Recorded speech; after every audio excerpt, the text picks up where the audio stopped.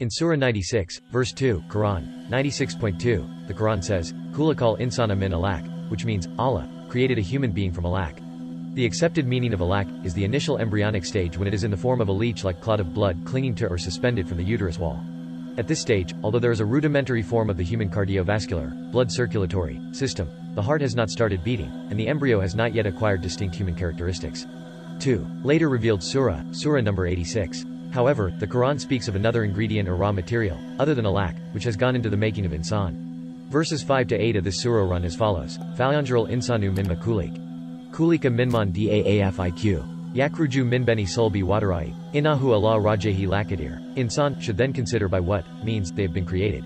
They have been made by means of gushing fluid, which fluid comes out from between the spine and the ribs. Verily it is indeed capable of being returned. 3. I am aware that the translation I have given is not the orthodox one. But then, as anybody can see, the orthodox translation has deviated from the plain meaning of the words used in the Quran to suit the translator's ideas about the message the verses are conveying. 4. The preconceived idea of the translators is that the gushing fluid, referred to what I was saying about verses of Surah number 86, is semen that spurts out of the male organ, penis, during the sexual act. But with this preconceived idea, the translators had a problem. Semen does not gush out from between the backbone and the ribs, nor, for that matter, is it produced there. Then, is the word of Allah, na'azubillah, wrong? No, explain the translators. The semen-producing organs are embedded initially, in the fetus, between the backbone and the ribs. Still, they gradually descend, until the child's birth, to their position, at birth, between the legs. 5. Even an adolescent can say that the translator's above explanation is nothing but stretching their imaginations in a vain bid to justify their interpretation of the divine verses. There are other explanations given, which are equally unconvincing. Such justifications cannot but cast doubts on the integrity as of the Quran as the word of Allah. And Allah says of the Quran, Zalikal kitabu la rayba fihi. This is the book wherein there is no doubt. Quran 2.2:6. The Quran itself says that the meanings of some of the verses may not be apparent to humankind initially for some time because of the limits of its, humankind's, knowledge. But, soon will we show them our signs in the regions, in their own souls, until it becomes manifest to them that this, Quran, is the truth. Quran 41.53. Therefore, true believers must stick to the plain meaning of Quranic verses and refrain from devious interpretations, even when the primary intention is not understandable. The expanding sphere of human knowledge may make the meaning clear at some future point in time. 7. The plain meaning of the verses under consideration, Quran 86.5-7, is that Allah created insan, utilizing the fluid that gushes out from the cavity enclosed by the back on one side and the ribs on the other. At the time, in the 7th century AD, when these verses were revealed, people could not understand the full implication of the verses. The level of their knowledge about the intricacies of the human body was too low. They could not then understand as to what fluid could gush out of the said cavity. It was only 10 centuries later, when the English physician, William Harvey *, announced his discovery of blood circulating the body in a closed circuit that humanity, clues to the other required things, became aware of blood gushing out of the heart located in the cavity formed by the ribs and the backbone. Now we know how the pumping action of the heart makes the blood gush out into the aorta. So now we know what fluid it is that gushes out from the exact place described in the Quran. The fluid is nothing but blood. Why, then, do we, the modern age people, not accept this simple truth? Why do we still insist that the fluid is semen when deep down in our hearts, we know that semen does not spurt out from the spot in the human body, so precisely described in the said verses?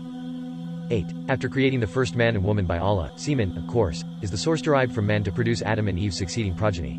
But semen is not the only source. The other source is the female egg. However, neither of these two sources can be the ready-to-use materials from which insan is created. After fertilization, the two sources have to undergo numerous changes until the formation in the uterus of what Allah calls alaq.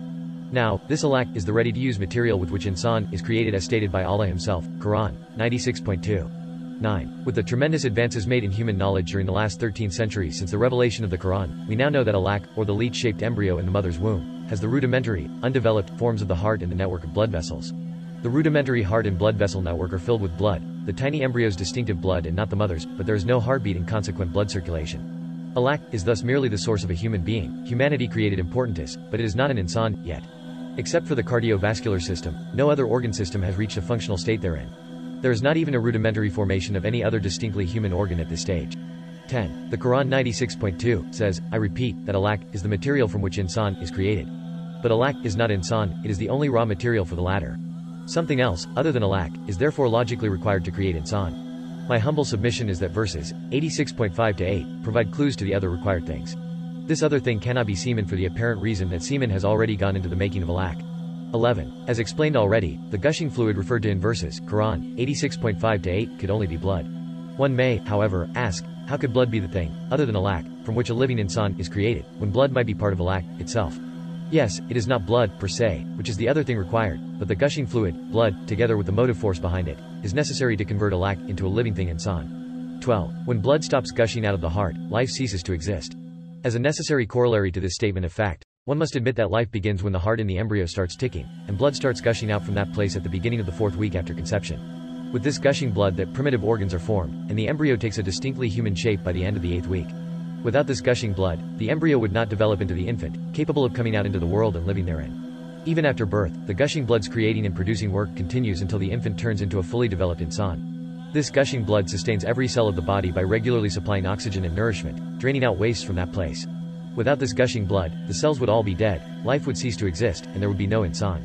13. In the light of this discussion, is there any doubt now that along with alak, it is the blood gushing out of the heart utilizing which insan has been created and sustained? Is there any doubt now that the gushing fluid referred to in the verses, Quran 86.5 and 6, is not semen but blood gushing out of the heart? Is there any doubt now that the said verses had revealed a scientific truth in the 7th century when the truth dawned on the scientific world only over 1,000 years later? Is there any doubt now that the Quran is the book of Allah?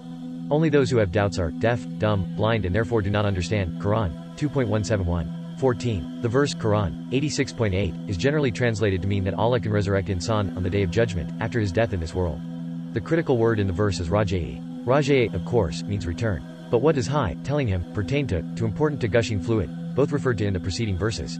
In the traditional translation, of course, hi has been taken to mean his and is construed to pertain to insan, occurring in the earlier verse number 5. But the interpretation of verse number 8, thus made, appears to be somewhat contrived. This contrivance was naturally expected from interpreters or translators at the time of the revelation of the verses and for centuries later, because of the limitation of human knowledge about the intricacies of the human body at that time. If the verse were interpreted to mean that the gushing fluid could be returned to where it originated, it would make no sense to the people living then. But now, this interpretation would make sense and be a natural corollary to the performance given to the immediately preceding verses as mentioned 15. Look at the implication of this interpretation. The Holy Quran had revealed the fact of blood circulation in the human body, long back in the 7th century, whereas the world of science came to know of it about 1,000 years later. 16. But, alas, most of humanity would persist in being Sumyunum, Buckman, Umayyan, Fahm la Yakalun, Quran 2.171. Note. It has come to my knowledge that blood circulation was first discovered, not by William Harvey, but by a Muslim, Ibn Nafis, in the 12th century AD itself. But, even then, the fact remains that blood circulation was first revealed earlier, in the Quran.